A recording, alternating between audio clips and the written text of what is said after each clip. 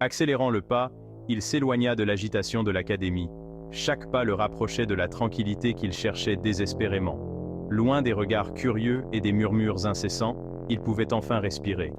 Les rayons du soleil percèrent le feuillage, créant un jeu d'ombres et de lumière sur le chemin. La forêt semblait l'accueillir, offrant un refuge contre le tumulte de ses pensées. Arthur prit une grande inspiration, cherchant un moment de répit.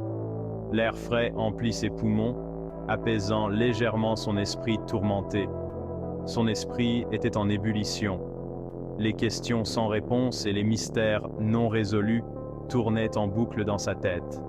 Les événements récents, les révélations, tout semblait converger vers un point encore nébuleux. Il se demandait comment tout cela allait se terminer. Soudain, un éclair argenté attira son attention. Il s'immobilisa, intrigué. Ce n'était pas une lumière ordinaire, mais quelque chose de bien plus mystérieux. Au pied d'un chêne majestueux, à moitié dissimulé par les racines noueuses, reposait une sphère. Elle semblait l'appeler silencieusement. Elle émettait une lueur douce, presque irréelle. La lumière semblait danser, créant une atmosphère envoûtante. Une force invisible semblait l'attirer. Il ne pouvait résister à l'envie de s'approcher, comme si la sphère exerçait une attraction magnétique. Il s'approcha avec prudence, chaque pas silencieux, chaque muscle tendu. Le silence de la forêt amplifiait chaque son, chaque mouvement. La sphère vibrait légèrement, comme si elle respirait. Cette vibration semblait synchronisée avec les battements de son propre cœur. Une énergie étrange émanait d'elle, parcourant son bras d'un frisson glacial lorsqu'il la frôla du bout des doigts. Ce contact éveilla en lui des sensations inconnues, mêlant peur et fascination. Catelyn Glider observait le ciel s'assombrir depuis la fenêtre de son bureau. Les nuages noirs s'amoncelaient, reflétant ses pensées tourmentées. Son cœur était lourd d'un mauvais pressentiment. Chaque coup de tonnerre résonnait comme un écho de ses craintes. Où était Arthur? Il avait quitté l'académie précipitamment, sans un mot. Son absence soudaine l'inquiétait profondément, laissant un vide palpable. Elle percevait la tension monter au sein de l'académie. Les murmures et les regards inquiets se multipliaient dans les couloirs. Les récents incidents avaient créé une fracture profonde. Les dégâts matériels n'étaient rien comparés aux blessures invisibles. D'un côté, ceux qui voyaient en Arthur un sauveur, un symbole d'espoir. Ils croyaient en sa capacité à changer les choses. De l'autre, ceux qui le considéraient comme une menace, un élément perturbateur. Leur méfiance grandissait chaque jour. Catelyn redoutait que cette situation ne dégénère. Elle craignait que les tensions ne mènent à un conflit ouvert. Arthur était au centre de toutes les attentions, de toutes les convoitises. Son charisme attirait autant qu'il repoussait. Elle savait qu'il était puissant, mais était-il prêt à affronter ce qui se préparait? Les défis à venir semblaient insurmontables, même pour lui. Le mécontentement grondait dans les couloirs de l'académie. Des groupes d'élèves se réunissaient, chuchotant, les visages fermés. La nouvelle de l'agression de Denton s'était répandue comme une traînée de poudre, attisant les flammes de la discorde. Un groupuscule radical, mené par des individus masqués, s'était formé. Ils accusaient ouvertement Arthur d'être responsable de l'attaque, alimentant la peur et la colère. Leurs discours incendiaires appelaient à la vengeance, à l'exclusion. L'académie, autrefois un havre de paix et de savoir, se transformait en un foyer d'intrigue et de tension. Le danger se cachait désormais dans chaque ombre, chaque regard. Le corps meurtri de Denton avait été retrouvé dans un endroit reculé de l'académie. Le spectacle était insoutenable. Les murs de l'académie, habituellement si paisibles, résonnaient désormais des murmures de peur et de suspicion. Des marques de brûlures profondes marquant sa peau, témoignant d'une violence inouïe.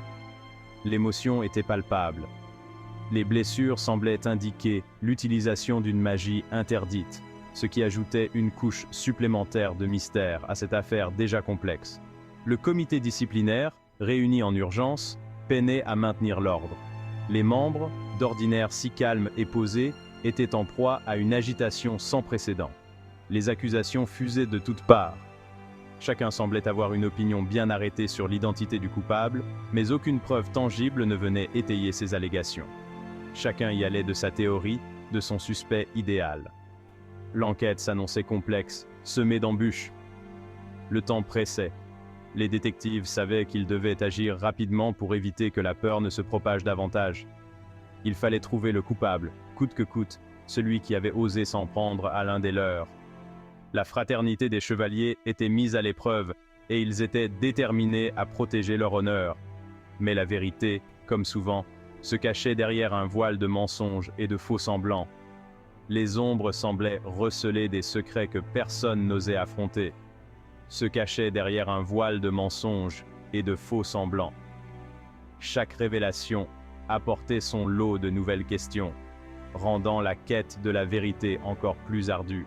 Nous devons agir vite et avec précision. Chaque minute compte. La moindre erreur pourrait nous coûter cher.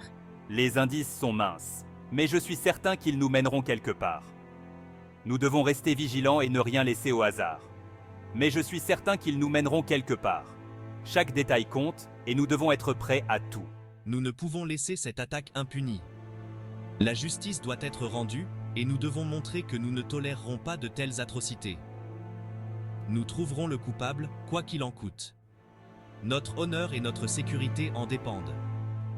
Ensemble, nous surmonterons cette épreuve. Le procès concernant l'agression de Denton se tenait dans une atmosphère électrique.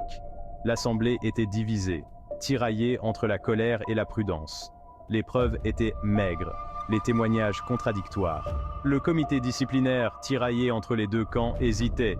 Le poids de leur décision était immense. Condamner un innocent ou laisser un coupable impuni? Le doute s'immisçait dans chaque esprit. D'un côté, les amis de Denton réclamant justice, pointant du doigt Arthur et ses prétendus pouvoirs destructeurs. De l'autre, ceux qui refusaient de céder à la panique, prônant la retenue et la recherche de la vérité. Arthur, de retour à l'académie, sentit le poids des regards se poser sur lui. Il devinait les murmures, les accusations chuchotées à son passage. Il était devenu un pestiféré, un paria. La nouvelle de l'agression de Denton l'avait glacé d'effroi. Il savait que certains le soupçonneraient, lui et ses pouvoirs uniques. Il était différent, puissant, donc dangereux à leurs yeux. Une rage sourde monta en lui. On le jugeait sans preuve, sans procès. Il n'était qu'un pion dans un jeu de pouvoir qu'il ne comprenait que trop bien. Mais cette fois, il ne se laisserait pas faire. Au milieu du chaos, une silhouette familière apparut. Elijah, le regard grave, se fraya un chemin à travers la foule. Son arrivée inattendue suscita un murmure d'espoir chez certains, d'appréhension chez d'autres. Il était venu enquêter sur les récents événements, sentant la présence d'une force obscure à l'œuvre. Son instinct lui soufflait qu'il ne s'agissait pas d'une simple rivalité entre étudiants. Quelque chose de plus sombre se tramait. Il le sentait. Son regard croisa celui d'Arthur, et un éclair de compréhension passa entre eux. Ils étaient liés par un passé commun, un destin partagé. Ensemble, ils feraient face à la tempête qui s'annonçait. Les retrouvailles entre Arthur et Elijah furent glaciales.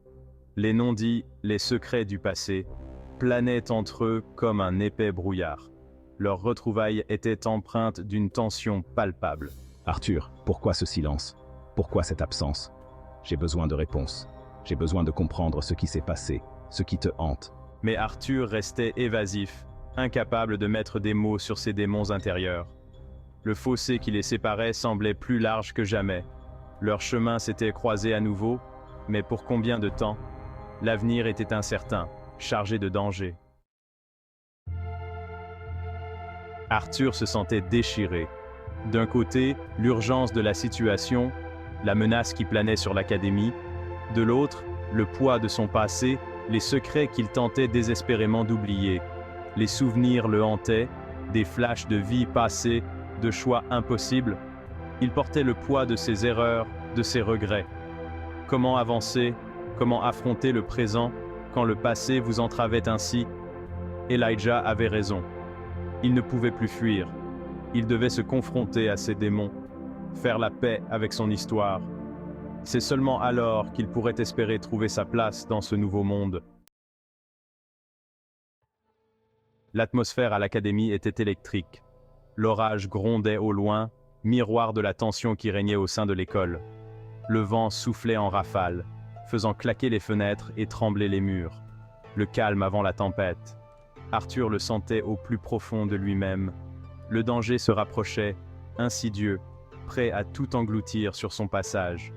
Il le sentait dans l'air, dans chaque regard, chaque souffle. Il était temps d'agir, de se préparer au combat, de protéger ceux qu'il aimait. L'heure de vérité avait sonné. Il ne reculerait devant rien. Un éclair déchira le ciel nocturne, suivi d'un fracas assourdissant. Puis, ce fut l'explosion. Violente, brutale. L'académie trembla sur ses fondations, plongée dans le chaos et la panique. Des cris stridents, des appels à l'aide, le bruit assourdissant des décombres qui s'effondraient.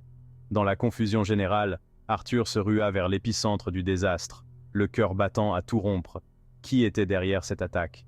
Quel était leur objectif? Une seule chose était sûre, rien ne serait plus jamais comme avant.